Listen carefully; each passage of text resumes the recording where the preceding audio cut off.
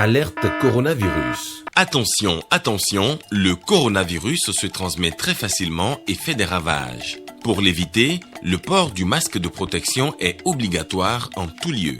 Dans l'administration publique ou privée, dans les réunions, les rencontres, dans les marchés, les magasins, les boutiques et lors des déplacements, le port du masque est obligatoire. Même dans les lieux privés, dès lors que l'on n'est pas seul, le masque doit être le fidèle compagnon. Mais attention, le port de masque de protection ne dispense nullement d'appliquer les autres mesures de prévention, notamment le lavage des mains à l'eau et au savon et l'observance de la distance de sécurité sanitaire d'au moins 1 mètre entre personnes. Enfin, s'abstenir de porter des gants en vue du lavage régulier des mains à l'eau et au savon ou de l'application de gel hydroalcoolique. Pour tout savoir sur l'épidémie du coronavirus au Bénin, rendez-vous sur le site web www.gouv.bj/coronavirus. Ceci est un message du gouvernement de la République du Bénin.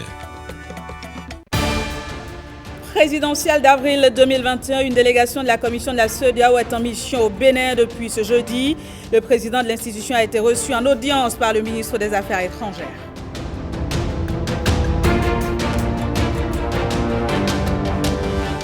Nous ferons ensuite le point de la situation sanitaire liée à la pandémie du coronavirus au Bénin. Les chiffres sont alarmants.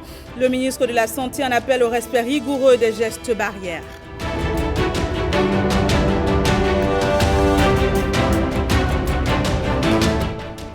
Et puis l'artiste congolais Sengila est au Bénin depuis hier. Sa descente intervient dans le cadre des concerts qu'il donnera ce week-end à Cotonou.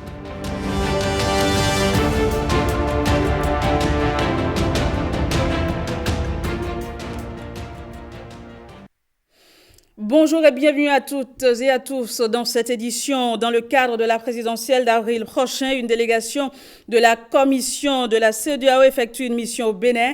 Le président de l'institution, Jean-Claude Cassibrou, a été reçu en audience par le ministre des Affaires étrangères. Au terme de leur échange, les deux personnalités se sont exprimées sur les raisons de la descente de cette équipe dans le pays. On les écoute. Nous sommes effectivement arrivé à Cotonou cet après-midi dans le cadre d'une mission de la CEDEAO. C'est une mission préélectorale. Vous savez que votre pays, le Bénin, va avoir une élection présidentielle le 11 avril. Et conformément à nos dispositions de la CEDEAO, les actes additionnels de la CEDEAO, les actes sur la démocratie, la bonne gouvernance et la prévention des conflits, nous devons faire une mission préélectorale d'évaluation, l'objectif étant d'aider le pays à avoir des élections qui se passent dans de très bonnes conditions, qui soient crédibles et qui soient transparentes. Cette démarche, on l'a fait dans tous les pays où nous avons eu des élections. Au cours du dernier trimestre de l'année 2020, vous savez qu'on a eu des élections au Burkina, en Côte d'Ivoire, en Guinée, au Ghana et au Niger. Donc c'est toujours la même démarche. Et nous venons donc dans le pays, nous rencontrons l'ensemble des acteurs, les acteurs étatiques qui sont chargés de la mise en œuvre de la préparation des élections, mais également les acteurs politiques, la société civile, les partenaires au développement. Nous rencontrons toutes ces parties pour avoir un échange. L'objectif encore étant, comme je l'ai dit, c'est vraiment d'aider et d'accompagner le pays à avoir des élections, donc qui soient de très bonnes élections. Évidemment, quand nous arrivons dans un pays, la première personnalité à qui nous rendons visite, c'est le ministre des Affaires étrangères. C'est la porte d'entrée, c'est lui qui nous accueille et c'est lui qui nous, si vous voulez, ouvre la porte un peu pour effectuer donc cette mission. Donc c'est ce qui vient de se passer. Nous venons d'avoir une audience avec le ministre des Affaires étrangères et nous avons une très bonne rencontre. Mais pour le moment, nous sommes au début. Comme je l'ai dit, c'est la première rencontre. Donc laissez-nous continuer le travail. Nous avons beaucoup de rencontres aujourd'hui et demain. Et demain, avant la fin de notre mission, nous allons pouvoir donner un peu les conclusions de notre rencontre. Donc voilà un peu ce que je souhaitais dire à cette étape. Pour vous d'abord remercier le ministre des Affaires étrangères pour l'accueil qui a été accordé à toute la délégation. Et donc il nous permet donc de pouvoir dès maintenant commencer à rencontrer les différentes parties. Nous rencontrons toutes les parties.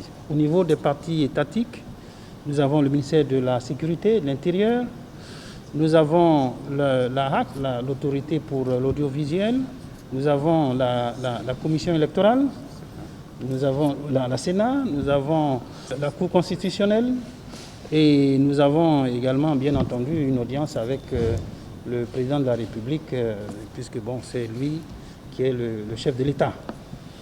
Mais nous avons également des échanges avec les autres acteurs, les acteurs politiques, les acteurs de la majorité, les acteurs de l'opposition. Nous avons des échanges avec toutes ces parties. Nous avons des échanges avec la société civile également. Et nous envisageons, évidemment, dans la société civile, il y a toutes les parties prenantes, les religieux en particulier. Et nous allons aussi échanger avec nos partenaires avec qui nous travaillons habituellement, les Nations Unies et les partenaires au développement présents ici en République du Bénin. Ça nous permet d'avoir une vue d'ensemble de la situation. Nous avons une vue d'ensemble de la situation, mais il est important, dans le cadre des préparations des élections, que nous venons un peu pour apporter et puis écouter les uns les autres pour voir ce que nous pouvons faire. Parce qu'il y a une chose qui est importante également, tout ça va déboucher sur un déploiement d'une mission électorale. Nous allons avoir des observateurs qui seront présents pendant les élections, avant, pendant et un peu après les élections, pour accompagner le processus, faire en sorte qu'on contribue un peu à apporter la crédibilité dans le processus électoral. Le plus important, c'est que le pays sorte grandi de ces élections, pour que le pays, tout juste après ça, puisse reprendre son programme de développement économique dans la sérénité et dans la paix. C'est l'objectif de la CEDEAO, c'est l'objectif de tous les pays membres de la CEDEAO. Je lui ai indiqué que le climat ici était la sérénité, que le gouvernement se réjouit de l'arrivée de cette mission, que le président de la République, le président Patrice Talon, a donné des instructions très claires et très fermes, j'allais dire, pour que tout soit mis en œuvre pour faciliter cette mission, qu'il ne soit dans l'intention de personne d'empêcher une mission de la CEDEAO de rencontrer qui que ce soit. Nous sommes un membre majeur de la CEDEAO et nous nous réjouissons que ce que nous faisons, les réformes que nous conduisons, ce processus électoral qui commence après le premier mandat du président, ce processus se déroule dans de bonnes conditions et que le monde entier, à commencer par notre famille politique sous-régionale, celle de la CEDEAO, puisse être bien informé. Nous avons eu une réunion, une séance de travail particulièrement fructueuse. J'ai pu donner un aperçu général, global, de tout ce qui a été fait et de tout ce qui est en cours. Et je crois que dans les contacts qui sont prévus dès ce soir, avec déjà le ministère de l'Intérieur, et demain dans la journée avec toutes les parties prenantes qu'il a mentionnées tout à l'heure, il sera informé avec clarté de tout ce qui est en cours. Nous avons veillé à ce que, bien entendu, du temps soit fait pour permettre au président de la Commission de rencontrer aussi les autres acteurs politiques, parce qu'une élection, c'est d'abord les acteurs politiques. Donc la mission rencontrera aussi les acteurs politiques. Et je ne vous cache pas que demain, la présidente de notre Conseil des ministres, le Conseil des ministres des Affaires étrangères de la CEDEAO, la ministre des Affaires étrangères du Ghana, se joindra au président de la Commission pour faire un point global, final. Et il est prévu dans l'agenda que nous avons concocté avec la représentation de la CEDEAO ici, qu'une rencontre ait lieu avec le président de la République, tout comme cela s'est passé pour le représentant des Nations Unies qui était là ce dernier jour et qui est reparti hier. Donc on va rester en contact et vous aurez les détails au fur et à mesure que cette mission se déroulera. Les députés de l'Union progressiste ont donné de la voix suite à la sortie médiatique du bureau politique du parti Les Démocrates.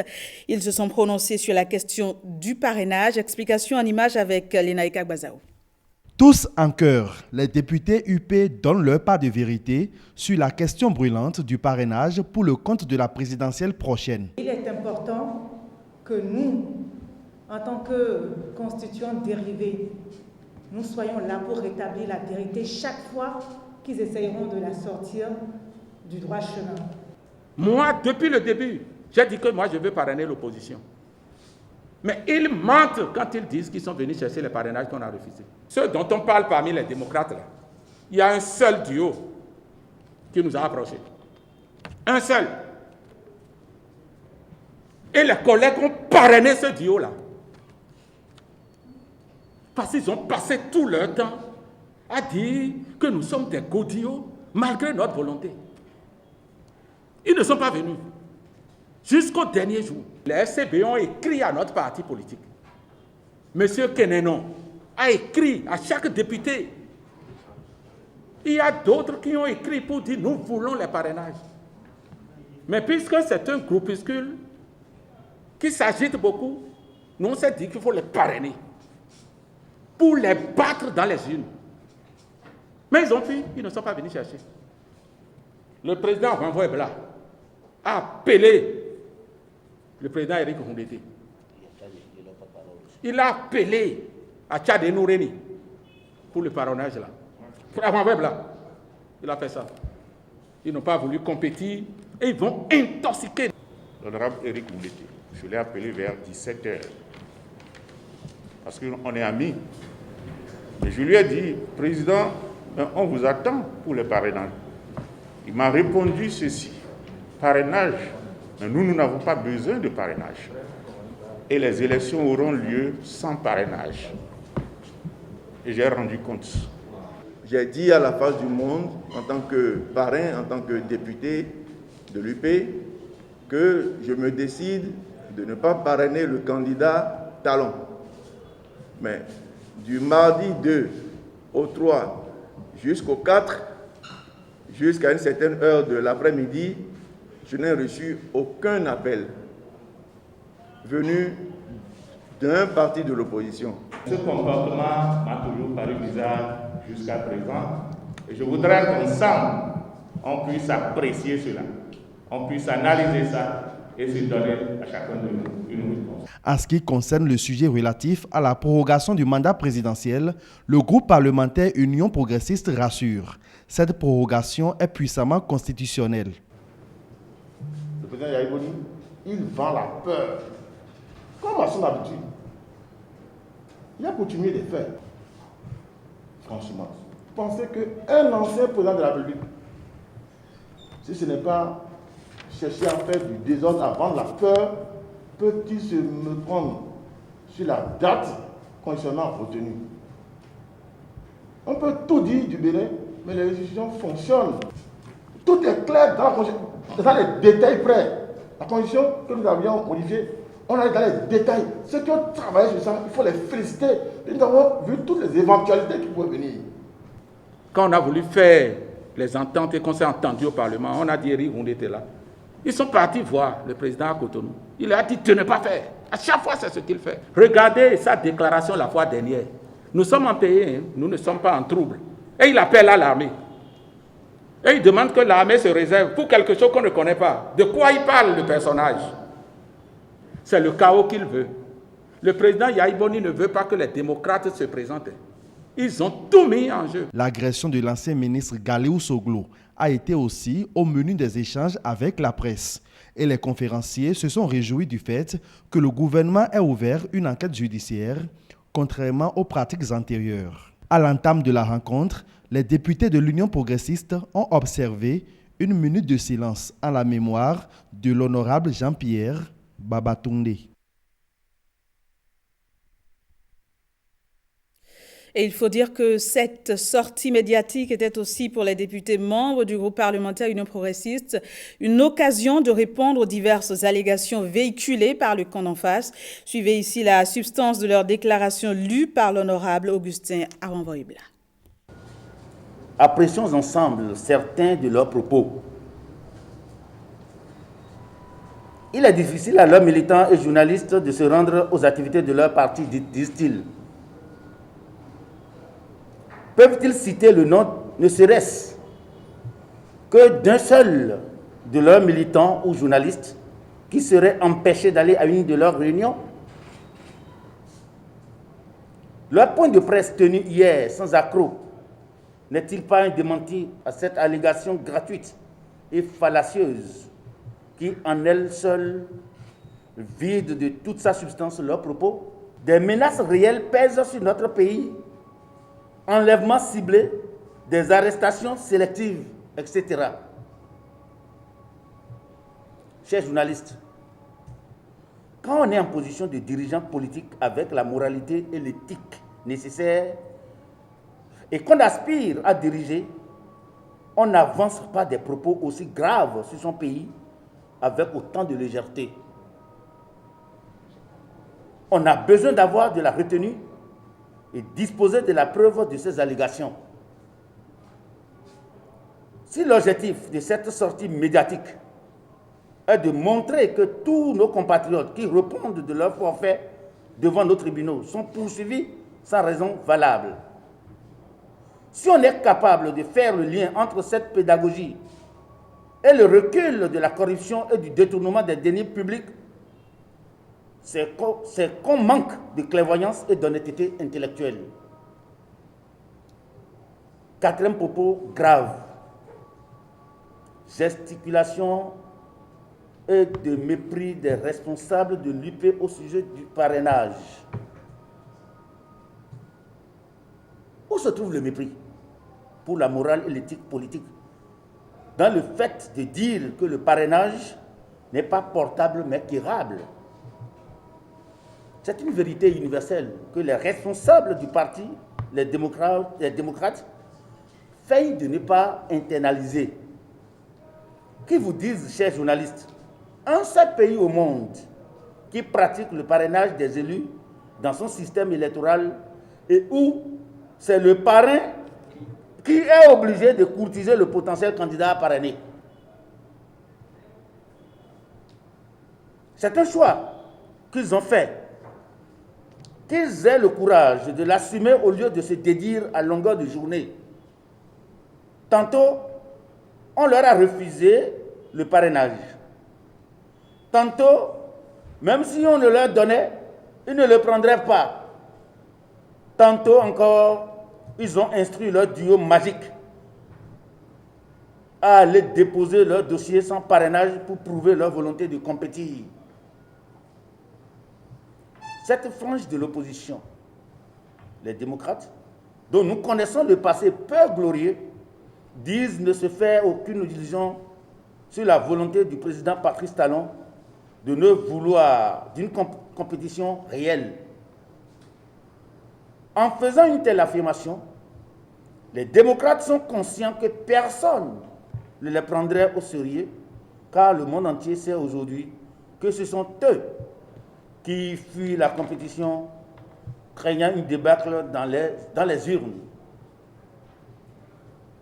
Le cafouillage et le désordre qui ont entouré le processus de la désignation de leur duo à la présidentielle prochaine montrent leur niveau de responsabilité et prouvent à foison à la face du monde les réelles causes de leur absence aux échéances électorales passées.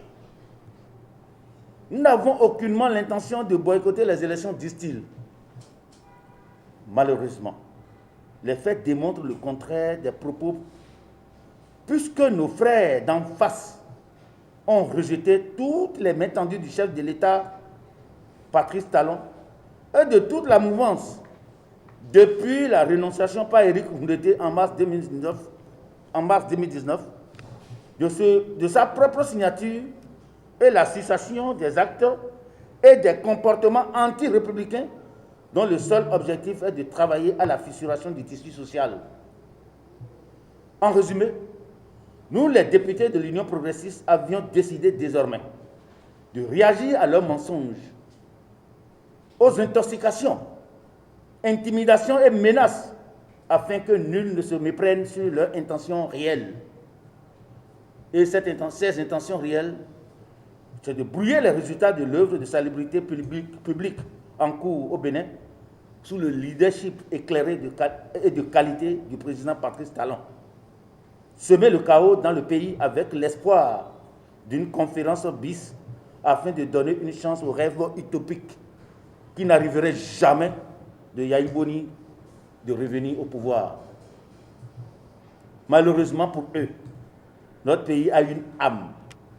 Les élections prochaines auront lieu dans la paix le 11 avril et un nouveau président de la République prêtera serment le 23 mai 2021. Ce journal se poursuit. En plus des variants du virus, les cas de décès liés au coronavirus sont de plus en plus inquiétants et le Bénin n'y échappe pas. Les gestes barrières sont donc plus que jamais d'actualité. Le ministre de la Santé a donné un point de presse à ce sujet. On le suit. Cela fait bientôt 1 an que notre pays est confronté à la pandémie de la COVID-19. Pour limiter sa propagation, le gouvernement développe des stratégies de riposte régulièrement mises à jour. Depuis 6 semaines, à l'instar des autres pays de la sous-région et du monde, le Bénin est confronté à une recrudescence du nombre de cas dans un contexte d'apparition de variants plus contagieux. Ainsi, depuis le 1er janvier 2021, le nombre moyen de cas confirmés par jour a quadruplé, passant de 8 à 34, et ces 3 derniers mois, le Bénin a enregistré autant de cas que pendant les 9 premiers mois de l'épidémie, 2726 cas le 1er novembre 2020 et 4625 cas au 9 février 2021. Le nombre de cas graves suit la même tendance. À la date du 9 février 2021, le Bénin compte donc 4625 cas confirmés à la PCR, dont 3781 guéris, 732 patients en cours de suivi, dont 66 cas graves et 13 décès enregistrés en 40 jours, portant à 56 le nombre de pertes en vies humaines liées à cette pandémie au Bénin. Mesdames et messieurs, il est important de porter à votre connaissance une situation qui mobilise le corps médical ces derniers jours. Il s'agit d'une augmentation du nombre de cas graves et de décès enregistrés dans le rang de sujets jeunes et a priori sans antécédents médicaux particuliers.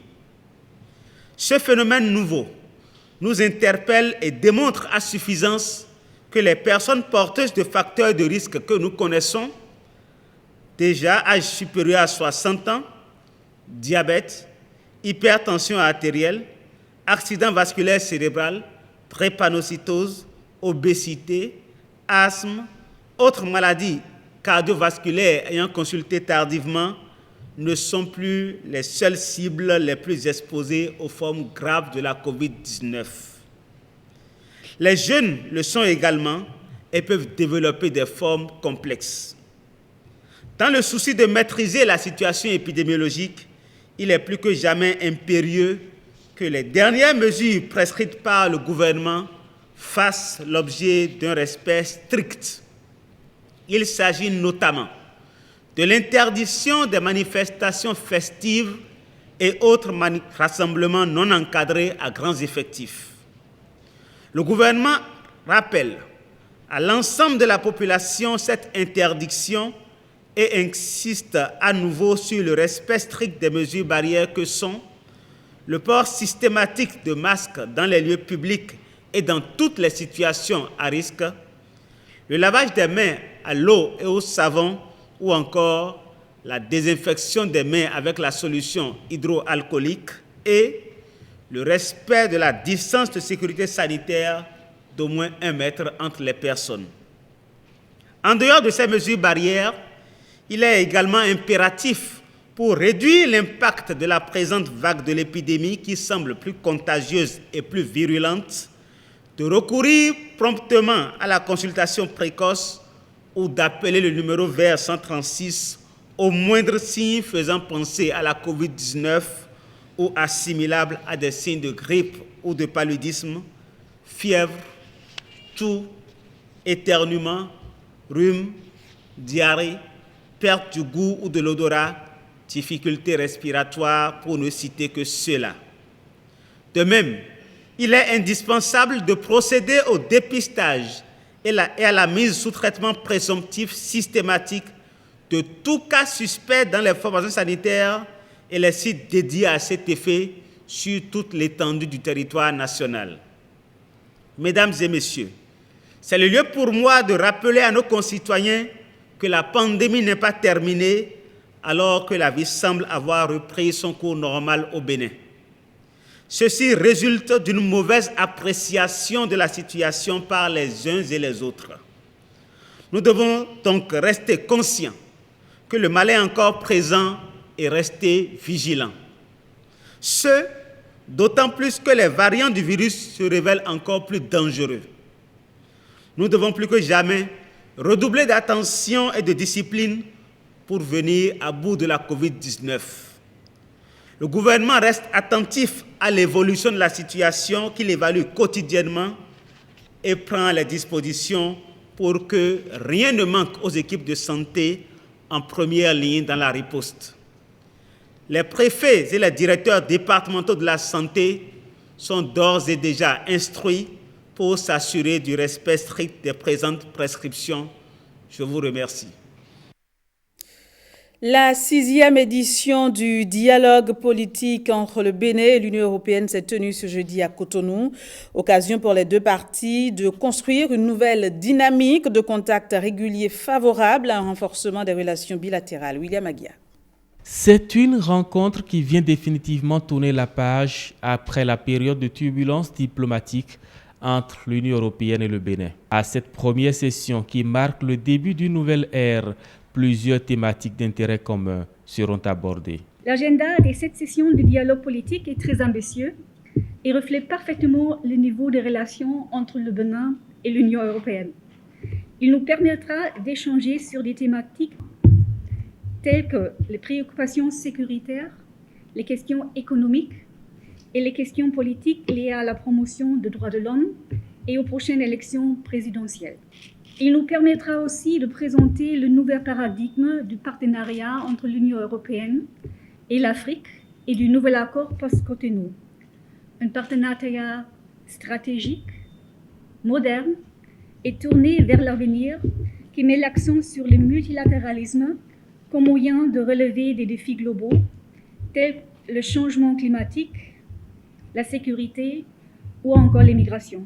C'est une session qui, pour le Bénin, traduit non seulement une reprise dans la dynamique de tenue régulière du dialogue politique avec l'Union européenne, mais aussi une dynamique nouvelle de coopération entre les deux partenaires. Occasion pour le ministre d'État de reconnaître à l'Union européenne sa contribution significative au processus de développement en cours au Bénin. Les récentes décisions de décaissement d'appui budgétaire de l'Union européenne en soutien aux réformes impulsées par le président de la République dans les domaines de la gouvernance économique, de la décentralisation et de l'agriculture sont autant de marqueurs de la bonne santé de notre partenariat. Il en est de même de l'accompagnement financier substantiel obtenu de l'Union européenne dans le cadre de son appui à notre stratégie nationale de riposte contre la pandémie de la COVID-19. Il s'agit d'une nouvelle illustration de l'exemplarité de notre coopération. Pour ces efforts et pour bien d'autres, le Bénin a des arguments en termes d'avancée économique et sociale pour ce dernier quinquennat. Notre taux de croissance, nous l'avons porté à plus de 6%, avec des prévisions pour 2020 de 7,3% que malheureusement la COVID-19 est venue mettre à mal.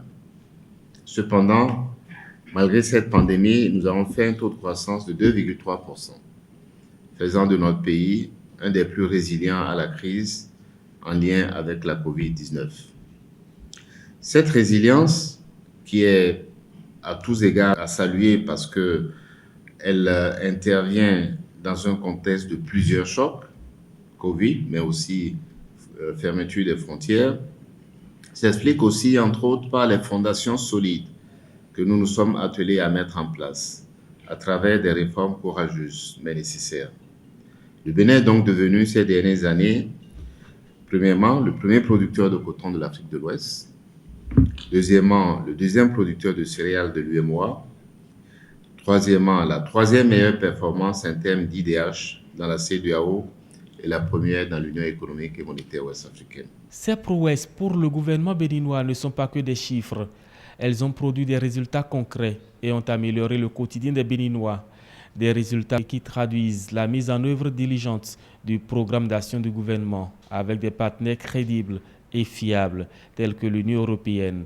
Le Bénin, qui entend préserver à tout prix ses relations, attend de ce dialogue des échanges fructueux, dans l'intérêt des deux partenaires. Et puis, en off, l'artiste congolais Singila donnera un concert les 13 et 14 février à Cotonou. Le chanteur, vous le voyez sur ces images, a foulé le sol béninois depuis hier. Nous reviendrons plus amplement sur les temps forts qui ont marqué son arrivée dans nos prochaines éditions. Voilà, ce sera tout pour cette édition. Merci de nous avoir suivis. On se dit à demain, même heure, même canal. Au revoir.